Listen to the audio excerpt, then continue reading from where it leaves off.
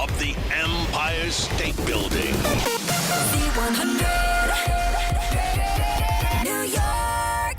This is my dear friend. This is the first time that I've got the chance to see the smile in person. Ella May, how you feeling, love? I'm good. How are you? So it's kind of like back home, kind of, sort of. Grew up a little bit here in New York City. Now you're in LA, born in London. Where do you claim to have your roots firmly planted?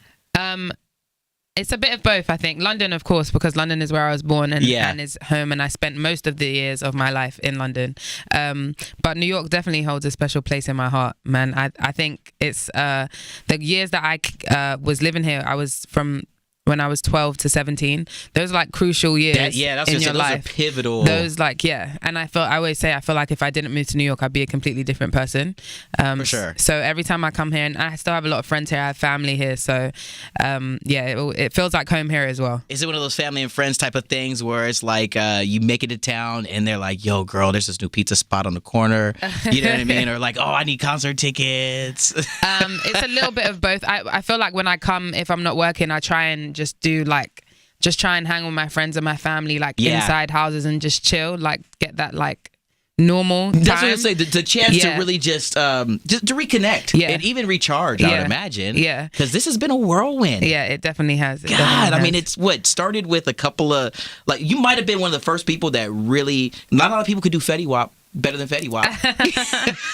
So all this kind of it began through IG, and it was like. Before Instagram even gave you a minute, you were just kind of giving the world little bits of who you were. Yeah. What was it like to be willing to put yourself out there? Do you know what I always say when I think back to it now? I didn't actually realize what I was doing, what magnitude I was doing it. And I was in school for music, and I just had come out of a girl group, and I thought to myself, all right, my family knows I can sing, my friends know I can sing. Yeah. But what am I actually doing for the world to know? And this is when, like you said, Instagram had just introduced Instagram video. Just was Instagram so videos. So it was 15 seconds, and I was like, okay, well, I've got to make this count. I only have 15 seconds. And I was just making my own renditions and just putting them up on a whim. I never would have guessed it would land me here. I couldn't tell you what made me do it. It was just a thought, and to be able to just really trust your gut and to just be willing to be able to go there. I mean, for a lot of people who are trying to maybe even walk in your shoes now that may not even understand that, you know what I mean? It was just you truly just wanting to share who you were. What do you say to somebody on that level? Is it just do it, just go for it? Just be willing to put yourself out there. Pretty much. I mean, I know it sounds cliche. Yeah, that's what I'm saying. That's why I felt kind of weird asking that question, because it sounds definitely is a cliche thing to say, but it's the truth. Cliche. A lot of cliche sayings are cliche because they're because it makes the most sense. Yeah. And you just if you believe in it and you believe that you can do something and you really want to do something. There's people that are going to tell you no, for sure. That's going to happen, but you can't let that. And it might knock your confidence a little bit, but if you really truly believe that that's what you want to do. You are a true testament to that, because doubling back to the girl group in the X Factor and being told no. Yeah. Literally it was yeah. I don't mean to really hard. I don't know. It's fine. But still, to be able to bounce back and to know that this isn't gonna be it for me after the 4 buzzers. To be fair, I felt like the 4 no's kind of motivated me more so than deterred me. I was like, you know what? I don't need you guys to tell me that I can't do it, because I know I can. So good on you.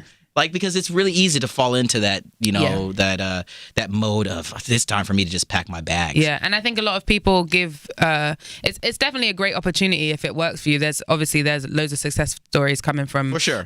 Shows like that, but for the majority of people, it doesn't work out. So it's that should show you that it's not the be all and end all. A lot of people I think if I go on there and they tell me no, then that's it. My life is over. It's definitely not. It's just. For Mustard to come around.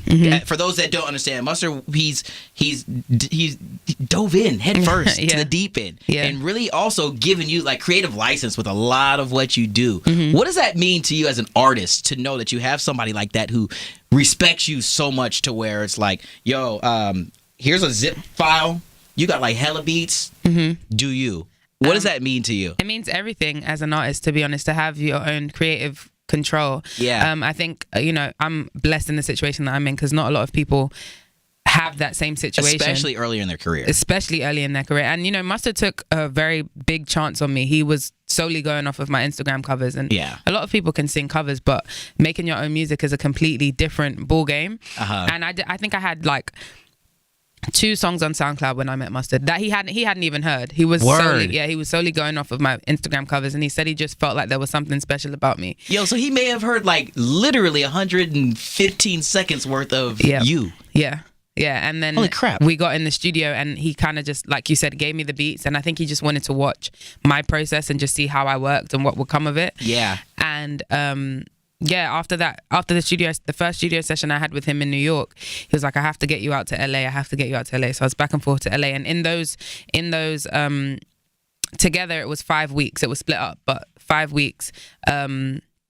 We made my 3 EPs, Time Change and Ready, and at the time they weren't Time Change and Ready, they were just songs that we were making. Okay. And again, with the creative freedom, like he would be in the room and he would let me he put me in the room with writers. Sometimes I write by myself, and that was my first real experience being in a studio. Was that a bit nerve-wracking?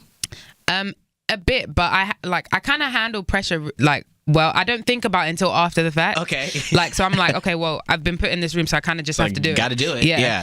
When you get all said and done, like, damn, I was just in the room and I had to do it, and I manned up and I did it. Yeah. I think a lot, like, sometimes if you overthink it or you get too worked up, like, you can't work properly. For sure. So I kind of just tried it. But even so, saying that, Mustard never put any pressure on me. Like, he was never over my shoulder, like, do this, do that, do that. That might have made me feel nervous, but he always kind of he's a very chill person, and I think that helped me to relax. Being unapologetically you is I gotta feel and think that's why so many fans have gravitated towards your music. I mean, it's you, whether it's on tour with Kehlani, right? Yeah. And it was just you on a stage. Yeah. I mean, it's you're writing your own stories, you're telling your own perspectives. I mean, I think that there's something that's really amazing, that openness and that honesty that a lot of fans of music really love about their favorite artists at this point in time.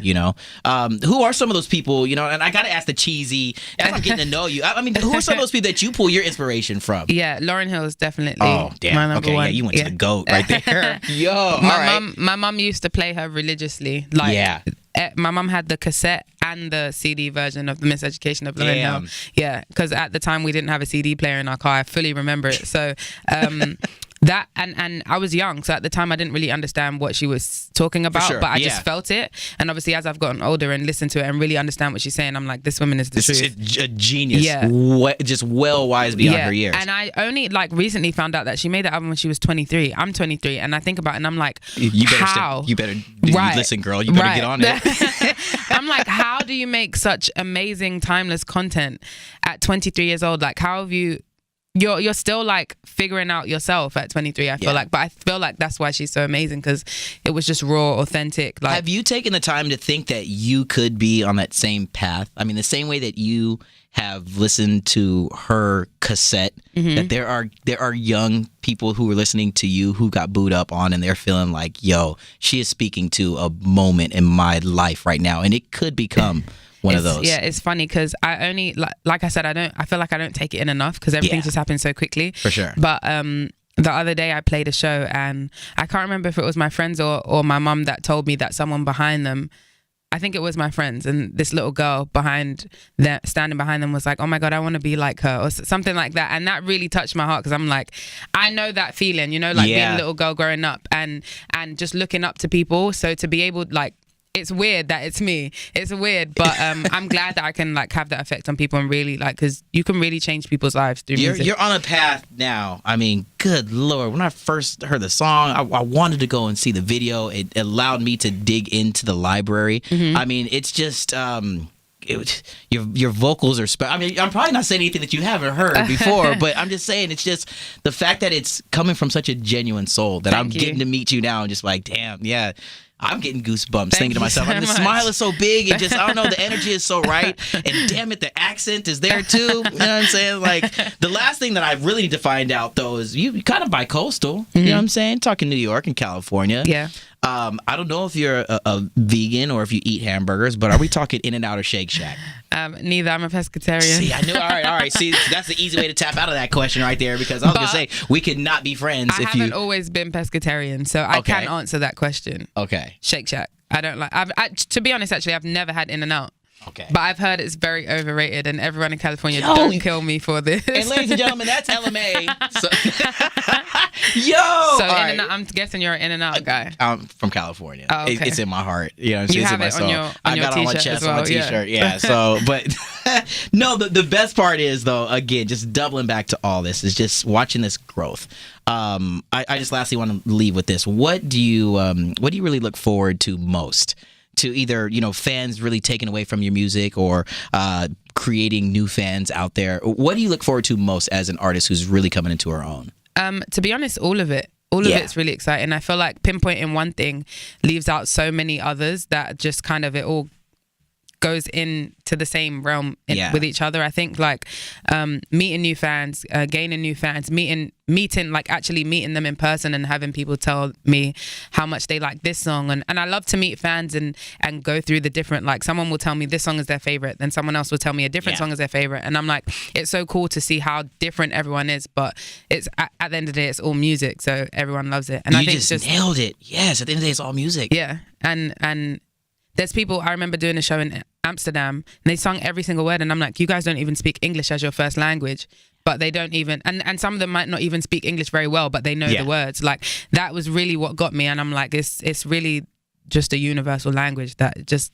I'll tell you, and you are doing, and I'm not a big time over the top, you're doing the Lord's work. I mean, I gotta say, you're pushing forward such a positive energy, so through an amazing medium. There's a reason why people all across the globe are singing along to your words, because they're connecting with the music, they're connecting with the sounds, and they're allowing themselves to find their own stories in the stories that you're choosing to share. So thank you so much. No, thank you for doing what you do, girl. Seriously, ladies and gentlemen, I mean, I need a round of applause. Proof that there's people in the studio, man. This is Ella, and she is a gem.